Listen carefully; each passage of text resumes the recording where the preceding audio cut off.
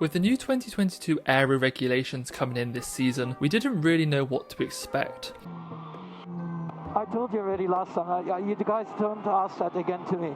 Would Mercedes go on and assert their dominance for another 5 years? Would we have a team like McLaren potentially coming up and getting race wins? And could we even have a team from the bottom like a Williams or Haas improving their car significantly? This was a brilliant opportunity for teams to develop their car, and everyone had a fresh start. It turns out the standings didn't change that significantly, to be honest, and Max Verstappen just wiped the floor with everyone else. He won the championship by a landslide. He was clearly the best driver of the season, and I think people were a little bit disappointed that he won the championship so early. Now, one of the battles that was a little bit less expected was the battle for P2 between Leclerc and Perez. We'll debrief everything afterwards. Yeah.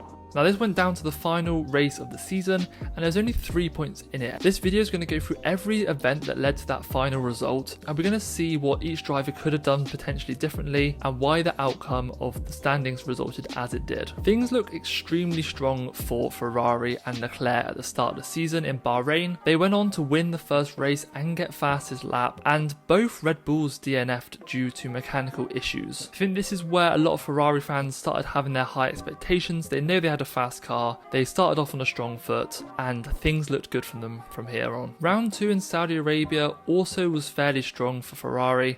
Perez did start on pole, but a safety car brought out from Latifi crashing allowed Leclerc to pit under the safety car, which resulted in Leclerc finishing in P2 and Perez finishing in P4, so Leclerc extended his lead on this championship even further. Now by round 3 in Australia, with a Leclerc pole and a Leclerc win, this looked like it was Leclerc's championship to win. He was the clear favourite. That Ferrari was really quick, they didn't have any reliability issues so far. This was probably the peak of Leclerc's season, and things started to get a little bit messy from here. He had won 2 and came second in the other race. He had beat Perez by 20 seconds in the Australian Grand Prix, and he was leading the championship by 34 points. Now by the time Imola came around, we had our first sprint race of the season, and there wasn't too much to split the two teams. Leclerc finished second in the sprint, with Perez just finishing behind him in P3. But moving on to the race, things changed a little bit, and as you can see, Perez closed the gap quite significantly. Leclerc was in a strong position, but he span and went into the barrier, which required him needing to pit for new tyres, and he came out in P9. And the race at Imola ended up with Perez finishing P2 and Leclerc finishing in P6. In the first race in Miami, there wasn't too much in it, to be honest. Both teams had a fairly strong weekend, with Leclerc finishing in P2 and Perez finishing in P4, Leclerc slightly extending that lead. Now Spain was a big one for the race for P2.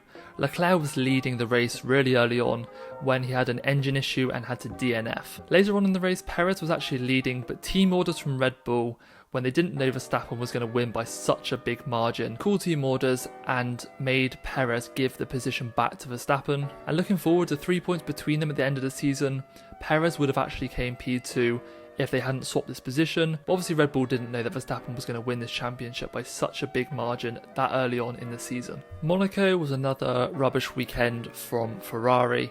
They completely messed up the strategy with Leclerc. As he started on pole, he should have had a pretty straightforward race win, as it was wet around Monaco and he was starting at the front of the grid. A poor strategy choice from Ferrari, calling the double stack and then telling Leclerc to go out when he'd actually already come into pit, resulted in him coming out in a net P4, and the overall finish was Leclerc in 4th and Perez got the win. Now there was obviously the controversy with Perez crashing on his final Q3 lap as he was beating Verstappen, and this allowed him to start ahead of Verstappen on the race on Sunday. Now it looked like this went on to affect the season further, with a little bit of conflict between the two drivers in Interlagos, when it's clear that Verstappen was not happy about this situation. Max, let Checo through, please. But nevertheless, Perez closed the gap to Leclerc quite significantly, and things were getting a lot closer now heading towards the middle of the season. Looking back at Baku, these two were on the front row, and Perez actually managed to take the lead going into turn 1. Now it turned out a lot easier for Perez as both the Ferraris DNF'd, which caused him to have a fairly easy P2, finishing behind Verstappen. This is the first time that Perez was ahead of Leclerc in the championship. Now, it was a weekend to forget for Perez in Canada. He DNF'd on lap 8, but with all the reliability issues that Leclerc had been having, he had to replace his whole engine, so we had to start from the back of the grid. He managed to work his way up to P5 and close the points gap on Perez slightly, but it was more of a damage limitation from Leclerc. Now, if people hadn't got annoyed at Ferrari already this season from strategy and making mistakes, this is where things were starting to get really frustrating for them. Leclerc was in a great position in the last 10 laps when the safety car came out. He was on the other side of the track, so they had time to realise that and decide what tyre to put them on. The drivers behind him, Sainz and Hamilton, put on the soft tyres for the last 10 laps. For some reason, Leclerc stuck with his old hard tyres, and on the first lap of the restart, Sainz overtakes Leclerc, and then Perez also managed to overtake Leclerc,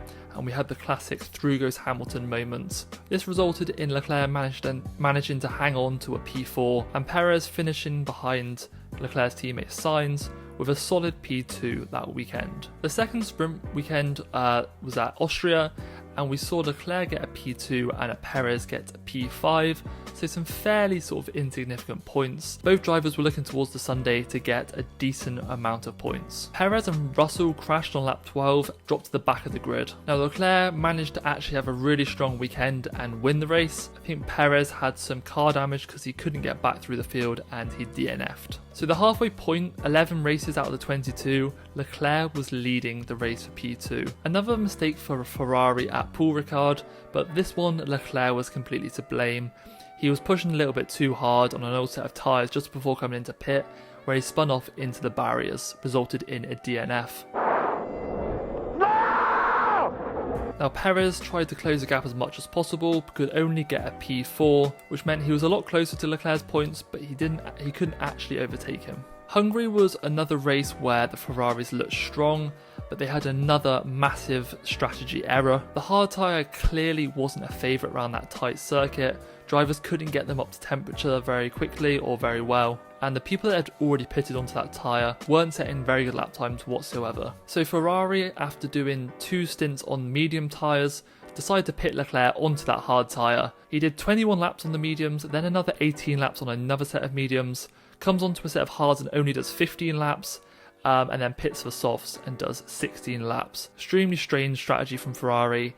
They probably had to use that hard tyre, but knowing what they did know, I'm sure they could have drawn out that medium for a few more laps. They were the only front-runner team to do a 3-stop, and everyone else managed to do a 2-stop. This resulted in Leclerc finishing 6th. Perez actually only finished in P5, so the points were fairly even between the two drivers. Spa this year, and this was a track dominated by Red Bull. Verstappen started towards the back and overtook everyone and managed to win by a huge margin, and Perez finished 2nd, and Leclerc finished in 6th. The Ferrari, I think a lot of people think it's good for high downforce, lots of corners, and Spa is obviously a very high powered track, a lot of straights, not massive amounts of corners, and the corners that they do have are quite low speed. So Perez finishing 2nd actually put him ahead of Leclerc in the championship. Now, Zandvoort was another race that wasn't great for Ferrari. Mercedes were fairly strong at this track, and so were Red Bull. Perez managed to get another P2, which seemed like the most common position he was finishing at this moment of the season. Leclerc finished back in P6, which actually tied them both on points. They were on 201 points each after round 15. Now, if you look at the points going forward for the rest of the season, it was so close for the rest of the season that there's only a few points in it between the races, and both drivers were really consistent with the amount of points they scored towards the end. Monza was a bit of a weird one.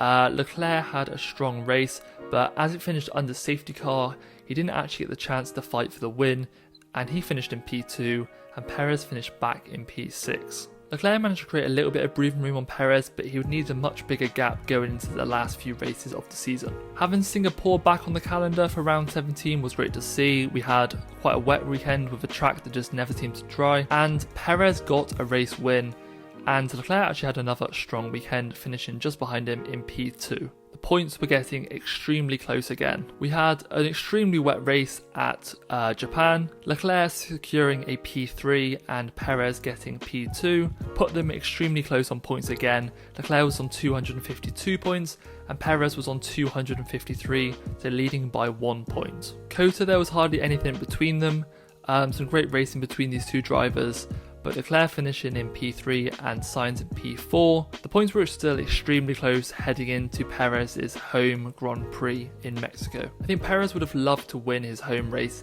in Mexico, and Verstappen had already won the championship by now. He won it back in Japan. Knowing what Verstappen's like, he doesn't like to give up any points that he deserves, and Checo was fairly off the pace. It's not like he was right behind him. I think he was fairly far behind Verstappen, so he would have had to give him a big advantage. Now, due to the elevation around the Mexico City Grand Prix, drivers struggle with generating downforce and also cooling their car. And we know from the likes in Spain, with their car setting on fire, that this has been an issue this season. Mercedes were also another strong team, and if they didn't run the strategy that they did with the two-stopper, I think they could have easily won this race. I think they were on level of pace with Red Bull, and they might have even been slightly quicker, to be honest. And this is where the Mercedes seemed like they were going to start challenging for wins from here on out, and their car was probably quicker than the Ferrari. Leclerc finishing back in P6 and was miles off the pace. Perez looked like he was going to secure P2. Now, the final sprint race of the season saw Leclerc finishing in 6th and Perez in 5th, so hardly any points splitting them in the sprint race. And in the Grand Prix, Leclerc managed to get a P4. Perez had the drama with Verstappen. Now, Verstappen had won the championship by a country mile. They had won both championships. Verstappen had nothing worth fighting for, and Red Bull called team orders to let Checo back through to maximise the amount of points he could have got. Now, looking back at it in hindsight, the amount of positions he gained, because Max was in P6, it wouldn't have actually made a difference in the championship. I think this caused a lot of friction in the team, and Perez clearly wasn't happy. Now, Perez ended up finishing the race in P7, which put them level on 290 points each going into the final race of the season. Now, Max had nothing worth fighting for at this point, so was he going to play teammate like Perez does to him in order to get Perez that P2 in the championship? So it turns out Verstappen couldn't help Perez in the championship, with Leclerc finishing in 2nd place, Perez 3rd place, and Leclerc securing P2 in the championship by only 3 points. So just looking at the graph, it shows how close these two drivers were all season. At the start, Leclerc was the clear favourite, taking a lot more points than that Red Bull, as the Red Bull had a little bit of reliability and that Ferrari was extremely quick. Hitting like Miami, Spain, Leclerc had a lot of reliability issues, and the Red Bull just continued to strengthen from there on out. After this, there was no sort of noticeable differences between the two. Ferrari went on to have a few more strong weekends and a few race wins, but this is when Max Verstappen started winning like every race. I think he won like 14 of the last sort of 15-16 races. Now, they finished just 3 points apart, which means that Perez got 98% of Leclerc's points, but in the end it wasn't enough. Now, do you think Red Bull could have done more to give Perez that P2?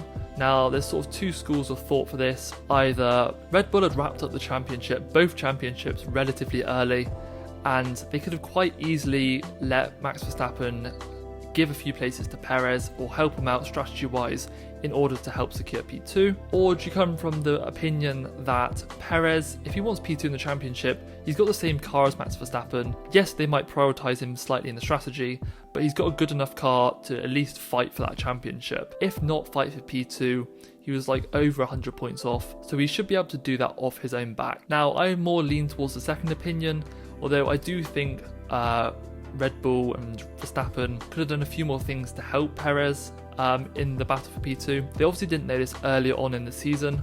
They only knew it sort of in the last couple of races when they knew all the championships were secured. I think they made the correct decision to prioritise one driver like Verstappen at the start of the season. It was clear that Ferrari didn't sort of have a priority on either driver. They were letting these drivers race each other, whereas Red Bull clearly had a number one, and they wanted maximum points for Verstappen at every race weekend. Now, let me know your thoughts down below in the comments on what you think, and if you've made it this far, thanks for watching, and I'll see you all in the next one. Cheers.